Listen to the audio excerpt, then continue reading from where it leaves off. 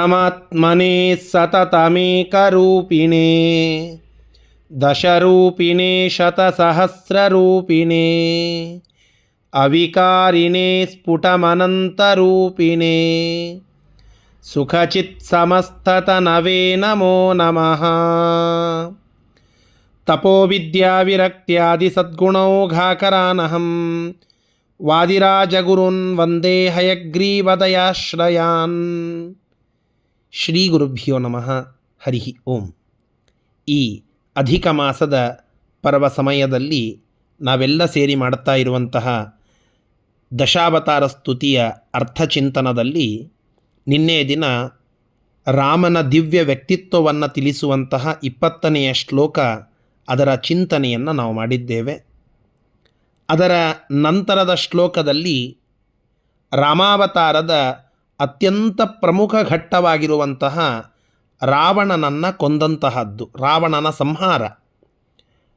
ಆ ಪರಮಾತ್ಮ ರಾವಣ ಮೊದಲಾದಂತಹ ಎಲ್ಲ ರಾಕ್ಷಸರ ಸಂಹಾರವನ್ನು ಮಾಡಿದ,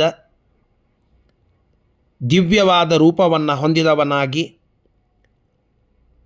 ಆ ಭಗವಂತನ ನಾಮ ಅದು ವೇದ ಪ್ರತಿಪಾದ್ಯವಾದದ್ದು. ಆ ಪರಮಾತ್ಮನನ್ನು ಆ ರಾಮನಾಮದಿಂದ ಲಕ್ಷ್ಮೀ, ಬ್ರಹ್ಮ, ಶಿವ, ಶೇಷ, ಕಾಮ, ಇಂದ್ರ, ಗುರು, ಚಂದ್ರ ಮೊದಲಾದವರೆಲ್ಲ ದೇವತೆಗಳು ಸ್ತೋತ್ರ ಮಾಡುವಂತಹದ್ದು. ಆ ರಾಮನಾಮ ಇದು ಅತ್ಯಂತ ಭವ್ಯವಾದದ್ದು. ಆ ರಾಮಚಂದ್ರ ದೇವರ ಸ್ಮರಣೆಯನ್ನು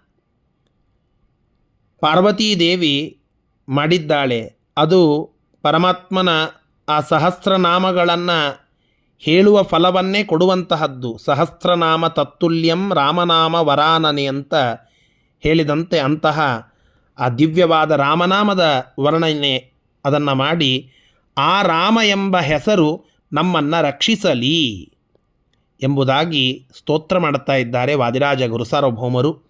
ಆ ಶ್ಲೋಕ ಈ ರೀತಿಯಾಗಿ ಇದೆ. ಧೀಮಾನಮೇಯತನುಧಾಮಾರ್ತಮಂಗಲದ ನಾಮಾರಮಾ ಕಮಲಭೂ ಕಾಮಾರಿ ಪನ್ನಗಪ ಕಾಮಾಹಿ ವೈರಿ ಗುರು ಸೋಮಾದಿ ವಂದ್ಯ ಮಹಿಮಾ ಸ್ಥೇಮಾದಿನಾಪಗತ ಸೀಮಾವತಾತ್ ಸಖಲ ಸಾಮಾಜ ರಾವಣ ರಿಪೂ ರಾಮಾಭಿದೋ ಹರಿರ ಭೌಮಾಕೃತಿ ಪ್ರತನ ಸಾಮಾಧಿ ವೇದ ವಿಷಯ.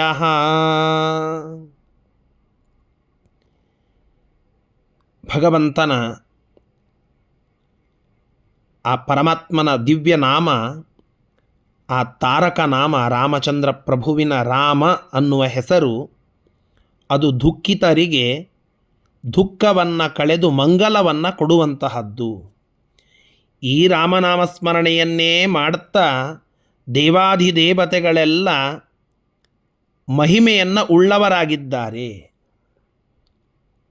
ಸೋಮಶೇಖರ ತನ್ನ ಭಾಮೆಗೆ ಪೇಳಿದ ಮಂತ್ರ ರಾಮ ಮಂತ್ರವ ಜಪಿಸೋ ಹೇ ಮನುಜ, ಆ ಮಂತ್ರ ಈ ಮಂತ್ರ ಜಪಿಸಿ ನೀ ಕೆಡಬೇಡ. ಸೋಮಶೇಖರ ತನ್ನ ಭಾಮೆಗೆ ಪೇಳಿದ ಮಂತ್ರ. ಆ ರುದ್ರದೇವರು ಪಾರ್ವತೀದೇವಿಗೆ ಹೇಳಿದಂತಹ ರಾಮನಾಮದ ದಿವ್ಯ ಸ್ಮರಣೆಯನ್ನು ಈ ಪದ್ಯ ನಮಗೆ ಮಾಡಿಕೊಡುತ್ತದೆ. ಅದೇ ಭಾವವನ್ನು ವಾದಿರಾಜಸ್ವಾಮಿಗಳು ಈ ಶ್ಲೋಕದಲ್ಲಿ ತಿಳಿಸುವಂತಹದ್ದು. ಆ ಎಲ್ಲ ದೇವತೆಗಳಿಗೂ ಮಂಗಳವನ್ನೀಯುವ ಮಹಿಮೆಯನ್ನು, ಅವರು ಮಹಿಮೆಯನ್ನು ಉಳ್ಳವರಾಗಲಿಕ್ಕೆ ಕಾರಣವಾಗಿರುವಂತಹ ಈ ಜಗತ್ತು, ಇದರ ಸೃಷ್ಟಿ, ಸ್ಥಿತಿ, ಲಯ, ನಿಯಮನ ಇವೆಲ್ಲ ಕಾರ್ಯಗಳಿಂದ ಅಪ್ರಮೇಯನೆನಿಸುವಂತಹ ರಾಮನ ನಾಮ, ಆ ರಾವಣನ ದುಷ್ಟ ಸಚಿವರು ಮೊದಲಾದಂತಹ ರಾಕ್ಷಸರು ಅವರೆಲ್ಲರನ್ನ ಕೂಡಿ ರಾವಣನನ್ನೂ ಸಂಹಾರ ಮಾಡಿದಂತಹ ಭಗವಂತನ ದಿವ್ಯ ನಾಮ, ಆ ವೇದ ಪ್ರತಿಪಾದ್ಯವಾಗಿರತಕ್ಕಂತಹ ತಾರಕ ನಾಮ, ಅದು ರಾಮಚಂದ್ರ ಪ್ರಭುವಿನ ಲೋಕೋತ್ತರವಾದ ಮಹಿಮೆ ಉಳ್ಳ ರಾಮನಾಮ. ಅಂತಹ ರಾಮನಾಮದ ಸ್ಮರಣೆಯನ್ನು ಮಾಡಿ ಆ ರಾವಣ ಸಂಹಾರಕನಾದಂತಹ ರಾಮ ನಮ್ಮನ್ನು ರಕ್ಷಣೆ ಮಾಡಲಿ ಎಂಬುದಾಗಿ ಸ್ತೋತ್ರ ಮಾಡ್ತಾ ಇದ್ದಾರೆ. ಧೀಮಾನ್ ಪ್ರಜ್ಞಾವಂತ, ಪ್ರಜ್ಞಾಶಾಲಿ. ಅಮೇಯತನು ಧಾಮ ಅತ್ಯಂತ ಅತಿಶಯವಾದ, ಹೇಳಲಿಕ್ಕೆ ಸಾಧ್ಯವಾಗದ, ಭಾರಿ ಅಪರಿಮಿತ ಅಂತಾರಲ್ಲ ಅಂತಹ ಅಪರಿಮಿತವಾದ ಲಾವಣ್ಯದಿಂದ ಕೂಡಿದ ತನುಧಾಮ, ಆ ದಿವ್ಯ ಶರೀರವನ್ನು ಉಳ್ಳಂಥವನು. ಆರ್ತಮಂಗಲದ ನಾಮ. ಆರ್ತ ಅಂದರೆ ದುಃಖ, ದುಃಖದಿಂದ ಕೂಡಿದಂಥವರಿಗೆ ಮಂಗಲ, ಶುಭವನ್ನು, ಕ್ಷೇಮವನ್ನು, ಉಲ್ಲಾಸವನ್ನು ಕೊಡುವಂತಹ ನಾಮ. ಅಂತಹ ತಾರಕ ನಾಮಕ್ಕೆ ಹೆಸರುವಾಸಿ, ಅಂದರೆ ಅದಕ್ಕೆ ಮುಖ್ಯ ಪ್ರತಿಪಾದ್ಯನಾದ ಆ ರಾಮ ನಾಮದಿಂದ ಕರೆಸಿಕೊಳ್ಳಲ್ಪಡುವ.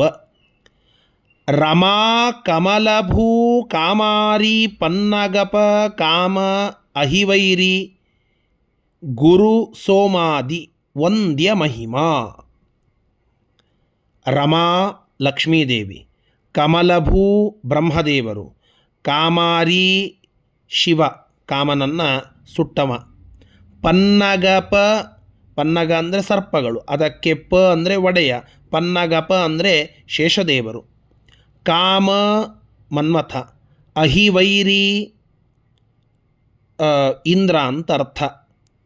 ಸರ್ಪಗಳ ವೈರಿಯಾದ ಗರುಡ ಅಂತಲೂ ಒಂದು ಅರ್ಥ ಮಾಡಿಕೊಳ್ಳಲಿಕ್ಕೆ ಬರ್ತದೆ. ಅಹಿವೈರಿ ಅನ್ನೋದಕ್ಕೆ ರುದ್ರಾಸುರನ ಶತ್ರುವಾಗಿರತಕ್ಕಂತಹ ಇಂದ್ರ ಅಂತನ್ನುವ ಇನ್ನೊಂದು ಅರ್ಥವೂ ಕೂಡುತ್ತದೆ.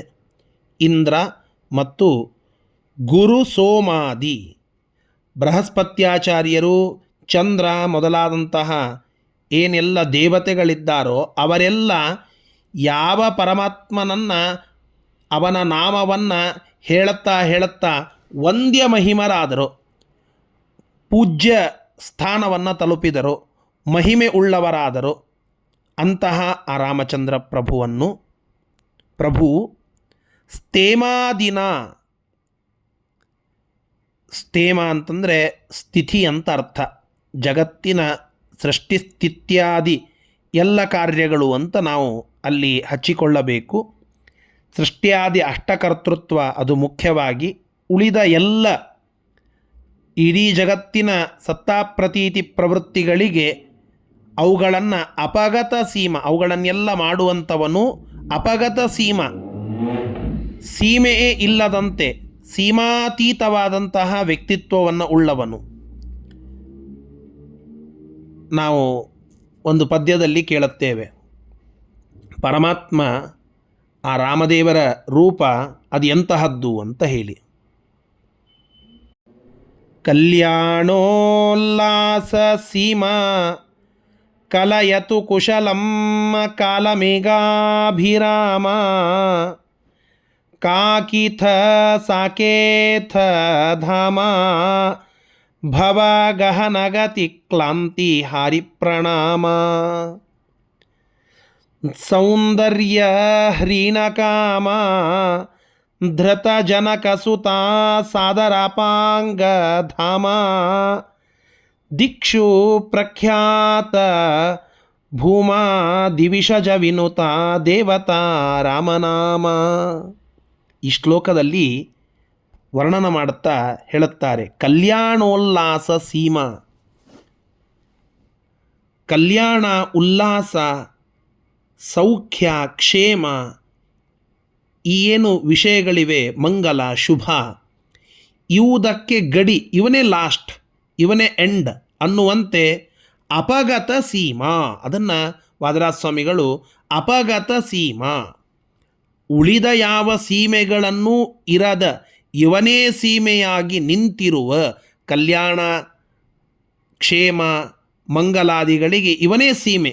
ಅಂತಹ ಉಳಿದ ಸೀಮೆಗಳಿಲ್ಲದೆ ತಾನೇ ಸೀಮೆಯಾಗಿ ಇವುಗಳಿಗೆ ನಿಂತ ಸಕಲ ಸಾಮಾಜ ರಾವಣ ರಿಪು. ಸಕಲ ಅಲ್ಲ, ಅದು ಸಕಲ. ಖಲರು ಅಂತಂದರೆ ದುಷ್ಟರು. ಆ ದುಷ್ಟರ ಒಂದು ಪರಿವಾರ, ಖಲ ಸಮಾಜ, ಆ ಮಂತ್ರಿಗಳ ಗುಂಪು, ಅವನ ಮಕ್ಕಳು, ಅವನ ತಮ್ಮಂದಿರು ಇತ್ಯಾದಿ ಎಲ್ಲ ಏನು ಪರಿವಾರ ಇತ್ತೋ ಆ ಎಲ್ಲ ದುಷ್ಟರ ಗುಂಪಿನಿಂದ ಕೂಡಿದ ರಾವಣನನ್ನು ರಿಪು ಅವನ ವೈರಿಯಾಗಿ ಅವನ ಸಂಹಾರವನ್ನು ಮಾಡಿದ. ಅಭೌಮಾಕೃತಿ, ಅಪ್ರಾಕೃತವಾದಂತಹ ಆಕೃತಿ ಶರೀರವನ್ನು ಉಳ್ಳಂತಹ. ಪ್ರತನ ಸಾಮಾಧಿ ವಿಷಯ, ಅತ್ಯಂತ ಪ್ರಾಚೀನವಾಗಿರತಕ್ಕಂತಹ ಸಾಮವೇ ಮೊದಲಾದಂತಹ ಎಲ್ಲ ವೇದಗಳಿಂದ ಪ್ರತಿಪಾದ್ಯ ಮೂರ್ತಿ ಅದು ನಮ್ಮ ರಾಮಚಂದ್ರ ಮಹಾಪ್ರಭು. ಅಂತಹ ವೇದ ಪ್ರತಿಪಾದ್ಯನಾದ ಆ ರಾಮಾಭಿಧ, ರಾಮ ಎಂಬ ಹೆಸರನ್ನು ಉಳ್ಳಂತಹ ಹರಿಹಿ ಆ ನಾರಾಯಣನು ಅವತಾತ್ ನನ್ನನ್ನು ರಕ್ಷಿಸಲಿ. ಇಂತಹ ಆ ರಾಮ ಸ್ಮರಣೆಯನ್ನು ನಾವು ಮಾಡಬೇಕು. ಮಹಾಸ್ವಾಮಿಗಳು ಸತ್ಯಾತ್ಮತೀರ್ಥ ಶ್ರೀಪಾದಂಗಳವರು ನಮ್ಮೆಲ್ಲರಿಂದ ಆ ಕೋಟಿ ಕೋಟಿ ರಾಮಮಂತ್ರದ ಜಪವಾಗಬೇಕು. ರಾಮದೇವರ ದಿವ್ಯವಾದ ಸ್ಮರಣೆ ನಮ್ಮೆಲ್ಲರಿಂದ ಆಗಿ ವಿಶೇಷ ಅನುಗ್ರಹ, ರಾಮದೇವರ ಕಾರುಣ್ಯ ನಮ್ಮ ಮೇಲೆ ಆಗುವಂತೆ ಆಗಬೇಕು ಅಂತ ನಮ್ಮೆಲ್ಲರಿಂದ ಆ ರಾಮ ರಾಮ ರಾಮ ರಾಮ ರಾಮ ರಾಮ ರಾಮ ರಾಮ್ ಎಂಬುದಾಗಿ ರಾಮದೇವರ ಸ್ಮರಣೆಯನ್ನು ಮಾಡಿಸ್ತಾ ಇದ್ದಾರೆ. ಅಂತಹ ಆ ಸ್ಮರಣೆಯನ್ನು ಮಾಡುವಾಗ ಈ ಚಿಂತನೆಯನ್ನು ನಾವು ತಂದುಕೊಳ್ಳಲಿಕ್ಕೆ ಸಾಧ್ಯ. ಆ ಚಿಂತನೆಯನ್ನು ಮಾಡುತ್ತಾ ನಾವು ಕೂಡ ರಾಮದೇವರ ದಿವ್ಯ ವ್ಯಕ್ತಿತ್ವದ ಸ್ಮರಣೆ ಮಾಡುತ್ತಾ ರಾಮದೇವರ ನಾಮವನ್ನು ಸ್ಮರಣೆ ಮಾಡೋಣ. ಶ್ರೀಕೃಷ್ಣಾರ್ಪಣಮಸ್ತು. ಹರಯೇ ನಮಃ.